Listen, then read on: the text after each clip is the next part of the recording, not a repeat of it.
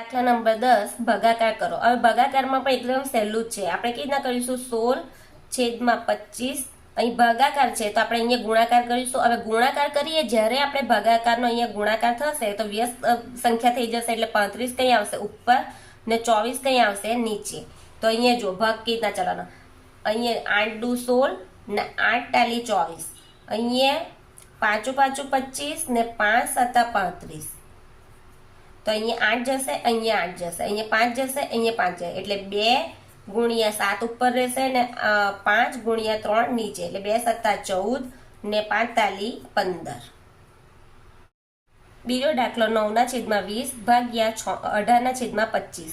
તો અહીંયા પણ આ રીતે 9/20 અહીંયા ભાગાકારના શું થઈ જશે? ગુણાકાર।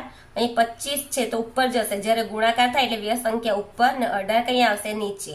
તો અહીંયા જો 9 દુ અહીંયા 9 એકા 9 ને અહીંયા 9 દુ 18, અહીંયા 5 ચોક 20 ને અહીંયા 5 5 25। આપણે આ ભાગ છેદ ઉડાવવા માટે, એટલે આ 9 ગયા તો 9 ગયા, અહીંયા રહ્યા 5 તો આ 5 ગયા, આ 5 ગયા, એટલે ઉપર બચ્યા 5 ને નીચે બચ્યા 4 ગુણ્યા 2, એટલે 5 ને 4 દુ 8, એટલે 5/8।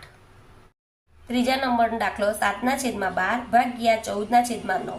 તો અહીંયા 7/12 ગુણ્યા, હવે અહીંયા વ્યસ્ત સંખ્યા થશે એટલે 9 ઉપર જશે ને 14 કઈ આવશે નીચે, એટલે 7 દુ 14, અહીંયા છે તો 3 ચોક 12 ને અહીંયા 3 તાલી 9, એટલે આ 3 ગયા, આ 3 ગયા, એટલે ઉપર કેટલા બચ્યા 3 ને નીચે બચ્યા 4 ગુણ્યા 2, એટલે 3 ને 4 દુ 8, એટલે 3/8।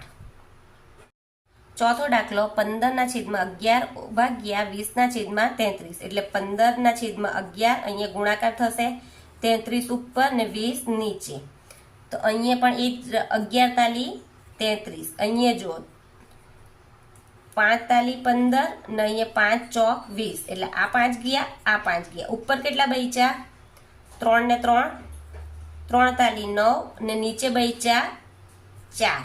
તો હવે અહીંયા મિશ્રણ અપૂર્ણાંક થશે, અહીં છેદ નાના છે એટલે 9/4, એટલે 4 દુ 8, એટલે 1, એટલે આપણો જવાબ શું બનશે? 2 કઈ આવશે અહીંયા, 4 કઈ જશે નીચે ને 1 ઉપર। પાંચમો દાખલો 1.7/8 ભાગ્યા 1.9/16, એટલે મિશ્રણમાંથી અપૂર્ણાંક બનાવીશું। 8 × 8, 8 ને 7 15/8 ભાગ્યા 16 × 16, 16 ને 9 25, 25/16। હવે શું કરીશું? 15/8, અહીંયા શું થશે? ગુણાકાર, એટલે 16 કઈ જશે ઉપર ને 25 કઈ આવશે નીચે। હવે આપણે અહીંયા ભાગ ઉડાવીશું તો અહીંયા આવશે 3 5 15 અને અહીંયા 5 5 25, અહીં 8 છે તો 8 8 દુ 16, એટલે અહીંયા આ 5 જશે, આ 5 જશે, એટલે ઉપર કેટલા બચ્યા 3 ગુણ્યા 2 ને નીચે બચ્યા 5, એટલે 3 દુ 6/5। હવે એને મિશ્રણ અપૂર્ણાંક બનાવીશું 6/5, એટલે 5 એકુ 5, 6 માંથી 5 જાય તો 1, એટલે આપણો જવાબ શું આવશે?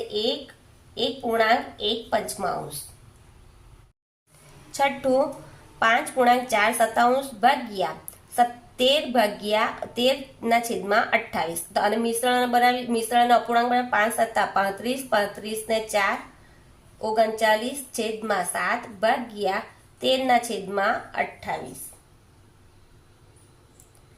હવે 39/7 અહીંયા ગુણાકાર થશે એટલે વ્યસ્ત સંખ્યા, એટલે ઉપર 28 ને નીચે આવશે 13, એટલે 7 ચોક 28 ને 13 તાલી 39, સોરી 13 તાલી 39, એટલે આપણો જવાબ આવશે 3 ગુણ્યા 4, ઉપર 3 ને 4 બચ્યા એટલે 3 ચોક 12।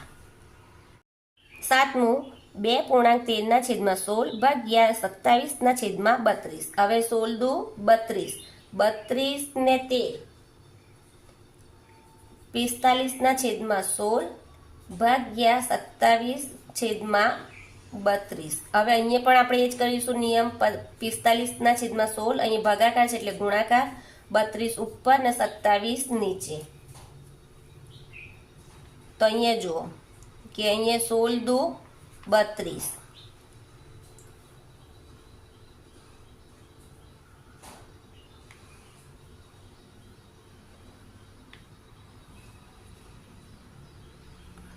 ને અહીંયા 9 પંચા 45 ને અહીંયા 9 તાલી 27, એટલે આ 9 ગયા, આ 9 ગયા, એટલે ઉપર કેટલા બચ્યા 5 ગુણ્યા 2 ને નીચે બચ્યા 3, એટલે 5 દુ 10 ના છેદમાં 3. હવે મિશ્રણ અપૂર્ણાંક છે એટલે આપણે કરીશું 3, 3 તાલી 9, એટલે 1 બચ્યો, એટલે જવાબ શું આવશે? છેદ 3 આવશે. અહીંયા 3 ને આ જવાબ આવ્યો 1, એટલે 3 અપૂર્ણાંક 3.1/3. 8મો દાખલો. હવે અહીંયા મિશ્રણ અપૂર્ણાંક છે તો આપણે એને પૂર્ણાંક બનાવીએ. 7 × 7, 7 ને 5 12, એટલે 12 ના છેદમાં 7 ભાગ્યા 14 × 14, 14 ને 1 15, 15 ના છેદમાં 14, એટલે આપણે નિયમ પ્રમાણે 12 ના છેદમાં 7. હવે અહીંયા થશે ગુણાકાર, 14 કઈ જશે ઉપર ને નીચે આવશે 15, એટલે 7 દુ 14. અહીંયા પણ જો 3 પંચા 15 ને 3 ચોક 12, એટલે આ 3 ગયા, આ 3 ગયા, ઉપર કેટલા બચ્યા 4 ને 2 ને નીચે બચ્યા 5, એટલે 4 દુ 8 છેદમાં આવશે 5.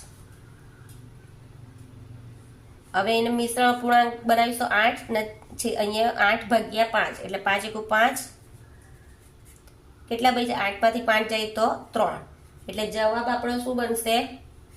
નીચે આવશે 5, ઉપર 3 ને અહીંયા આવશે 1.